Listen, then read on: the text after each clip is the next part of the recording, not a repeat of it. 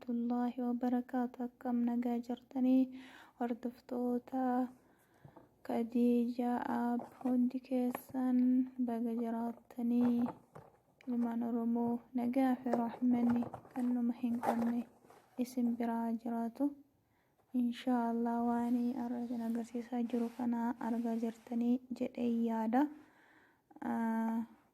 Hundumti keessanuyyuu qaamaa fi qalbiin akka hordoftanii itti fayyadamtan inshaallah abdii qaba.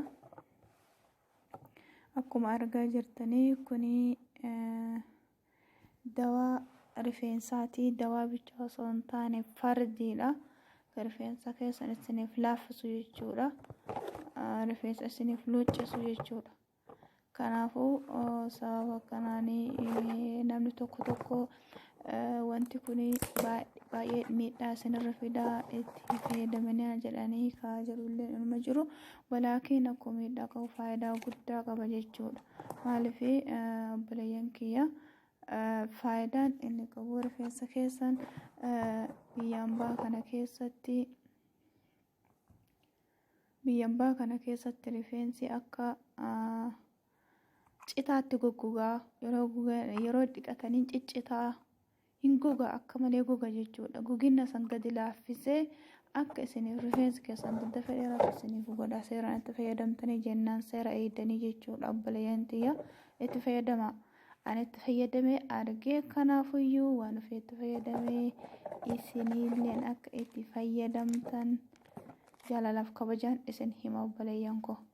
Waan isin miidhu tokko isinitti akka hin finne hin beektan isinuu ayilleen immoo isinitti fidu isin obboleeyyan kiyya qaama qalbii kiyya. Kanaafuu waan isin hin miidhu isinitti hin fidu. Inshaallah akkuma isin agarsiisaa jiru kanatti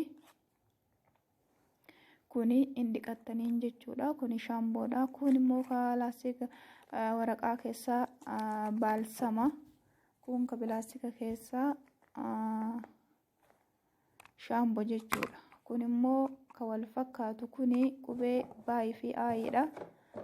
Waliin naqattu gosa adda addaatiin jira. Akkasiin jirtanitti garuu mufarrad shahaar jedha. Faarmii jedha akka biyya keenyaatti. Garuu asitti mufarrad shahaar yeroo jettani ni argattu jechuudha. Biyya Arabaa kana keessatti ay supermarket ay sadaliyaa bakkuma kamiyyuu jechuudhaan argattu. Garuu asiliin irra bareedan sadaliyyaadha yeroo bitattanii.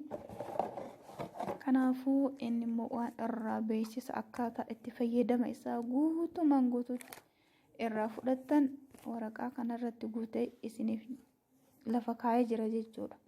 Kanaafuyyuu isin immootuyyuu isa kana waraqaa kana daruuri waraqaa kana dubbiftanii hanga dandame afaan beektan Ingiliffaa fi Arabiin hin jira. Afaan beekameen ofii dadhabdan nama dubbisiifattanii isarraa tartiiba isaa addaan baafachuu qabdan jechuudha. Garuu ani immoo isinitti himaa tartiiba isaa akkaataa itti fayyadama. Walaakiin isinilleen akka addaan baafattan abdii qabaa isiniin jedha. Ka amma argaa jirtan kuni daalachi kuni shaamboodha. Kuni shaamboo kana isa dibattanii guyyaa 3 dhiqattanii. Awwala isaa odoo hin dibanne rifeensi keessan torbaan tokko gadi kaatee guyyaa 5 rifeensa hin dhiqatamne ta'uu qaba jechuudha. Rifeensa xiqqoo isii xurii qabu jechuudha. Akka buqqee keessan isin hin tuqne jechuudha. Akka buqqee rifeensa jalaa kana isin hin tuqne rifeensa hin dhiqatamne ta'uu qaba. Rifeensa dibaa ta'uu qaba. Yeroo itti dibattanii san immootuyyuu filaa baay'ee wal qabuun hin filattanii. Filaa xiqqoo isaa babal'aa isaatiin filattu. Yeroo miicattanii immoo miicanii geessitan wanti hin dibattanii hojjettan san awwala odoo dibatu hin jalqabne daqiiqaa laaltu. Daqiiqaa 2 yookiin 3 yookiin 5 hanga sana keessa yoo irra ture irraa harkifattanii geeffattanii hiitanii ol guddatee rifeensa keessa yabbuu guddaa yabbuu jabaa yoo ta'e daqiiqaa 25 yoo saammoo rifeensi keessanii xochee ta'e daqiiqaa 15 sanii irraan tursiisan jechuudha.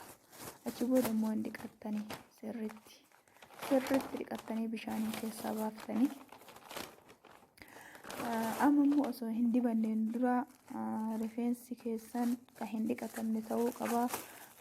Isa dibachuuf immoo sa'a 24 waan akka bunaa, waan akka shaayii, waan akka gaawwaa, waan akkasii kana dhugu hin dhuydan jechuudha. Maaliif qaamni namaa kun hin banamaa waan ta'eef qaama namaatti akka hin seenneef jechuudha. Wanti kun dawaa jabaa waan ta'eef rifeensa keessan immoo hin buqqisuus hin miidhullee waan tokkollee seeraan fayyadamna yeroo isaa eegdanii.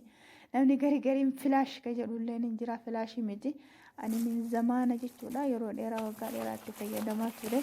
Baay'ee tokko sin fayyada buleeyyanti warri biyya arabaa jirta warri shaamboo fi bishaan soqiddaa rifeensa keessan akka maal jedha akka tokkotti ol gogeetiin jechuudha. Walitti gogee addaan boodidee kaan dibatanii kushiinaa arabaa keessa kaan fixxanii jetta namata akkallee ittiin goru. Inni garuu ciccitaa odoo ishiin tibeetiin arabaa osoo ollee bistu taate ollee bisteetiin hin guuta jechuudha. Rifeensi keessan akka silaa ciccituutti rifeensi keenya walumaa galatti bishaan soogiddaa kana waliin inni uumamni isaa jabaa kana kanaafuyyuu baay'ee tokko rakkisa jechuudha.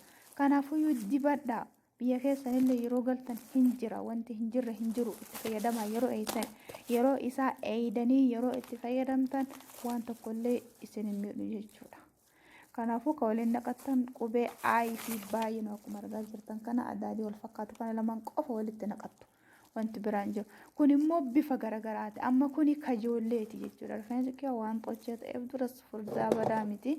Amma immoo keessattuuni baay'ee tokko luuccaa godhaa luucceessa waan ta'eef hin tolchisa waan ta'eef amma kuni kajoolleeti. Ijoollee kun baay'ee ulfaatina hin qabu baay'ee abadaa hin qabu waan ta'eef ani baay'ee isatti fayyadama. Isinis yoo argattan isatti fayyadamaa yoo hin taane immoo nama guddaa itti fayyadamaa hin jira. Akkuma amma waraqaa irratti fuulli ijoollee irra jiru kanatti akkasumatti kan nama guddaallee akkasumatti jira jechuudha. Kanaafuyyuu osoo isa hin jalqabne dura hin dirattu jechuudha. Qoffaas harka keessanitti hin dirattu. Kun amma itti naqanne kun immoo dawaadha jechuudha. Kun immoo kiriimaadha. Kun qubee A, kun immoo qubee B. Qubee A tokko, qubee B tokko, qubee A tokko jarri tokko ma bakka akkasii isa san waliin naqattu jechuudha. Waliin naqattu sirriitti waliin dhayattu. Sirriitti waliin dhayattanii rifeensa keessan dura hin filtan osoo hin dibanne rifeensi keessa sirriitti filamaa ta'uu qaba dura. Osoo hin filanne sirriitti odoo hin dibanne sirriitti filamaa ta'uu qaba rifeensi keessan. Yoo dibattan immoo hin filtan. Filaan isaa yeroo dibattan filtan sirriitti babal'aa ta'uu qaba yeroo dibtanillee jechuudha. Suuta addan baaftanii bakka tokkotti itti gadi naqxanii suuta rifeensa keessan bakka qixxeeqxata addaan baaftanii dibattu jechuudha. Kanaafuyyuu yeroo jiin isaa dhumatee ka ji'a 6 jira, ka ji'a 3 jira, ka waggaa jira jechuudha. Sun immoo katti bitamaa hin argamu bakka rifeensa tolchanitti yeroo dibattan jechuudha. Kun immoo ka bitattan kama ji'a 3 ka ji'a 6 jira. Ji'a san ga'e taanaan rifeensi keessan akka duraatti haa jabaatee ol deebi'u eegdan jabaatee ol hin deebi'u hin ciccita malee. Buleeyyan kiyya rifeensa keessan ciccita malee jabaatee akka ol hin deebine amanaa. Odoo hojiin sun hin dhumanne itti deebisaa dibadhaa. Yeroo isaa eegaa dibadhaa. Yeroo isaa eegan yoo dibattan faayidaa malee miidhaan fidu. Odoo hin dibanneen dura adda keessan jala gurra jala bakka jismii baaziliina dibachuu qabdan. Osoo hin dibanneen dura baaziliina dibachuu qabdan. Kanaafuyyuu chaanala kiyya share, like, subscribe gochuu akka bira dhaabbattan isin gaafadha. Inshallah waan isin miidhu isinitti fidu waan isin fayyadu malee jechuudha. Itti fayyadama obboleeyyan dhugaa isinin jedha itti fayyadama baay'ee tokko isin fayyada malee isin hin miidhu. Isin miidha jettanii abadan hin sodaatina seeraan itti fayyadama. Rifeensa keessan qochee ta'u daqiiqaa 15, rifeensa keessan furdaa ta'u daqiiqaa 25. Akkasitti irraa dhiqattee yeroo dhiqattu sirriitti inni baalsaama qaba. Shaamboo qaba. Shaamboo isaatiin